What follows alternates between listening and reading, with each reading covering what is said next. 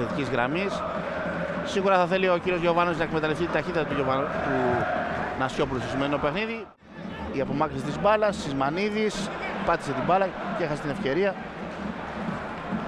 να δημιουργήσει. Έπαθε κάποια κρίση υπογλυκαιμίας, γι' αυτό του έδωσαν και λίγη σοκολάτα να φάει, έτσι ώστε να μπορέσει να συνεχίσει το παιχνίδι. Ο Τζουλιάνο προσπάθησε από τα δεξιά να ανοιχθεί. Για να κινήσει και ο Σισμανίδης. Αυτόν έγινε η παλιά. Ο Τζουλιάνο για την άνοδο στην πρώτη εθνική κατηγορία. Παναχαϊκή θέλει να παραμείνει στην. Τζουλιάνο από τα δεξιά άνοιξε πολύ την μπάλα. Δίνεται η δυνατότητα στους παίκτες του Άρη να βγουν. Ο Παναγιώτης τα έλεγε με τον τέταρτο διαιτητή. Ο Γιώργος Αμανατίδης έτρεξε με το που σημειώθηκε το γκολ κατευθείαν στον πάγκο να πανηγυρίσει το τέρμα. Φάουλ, δεν ξέρω, μιλήσαμε προηγουμένως για παράπονα, Αποστόλε, του Νίκου Αναστόπουλου, μήπως έχουμε και αλλαγές.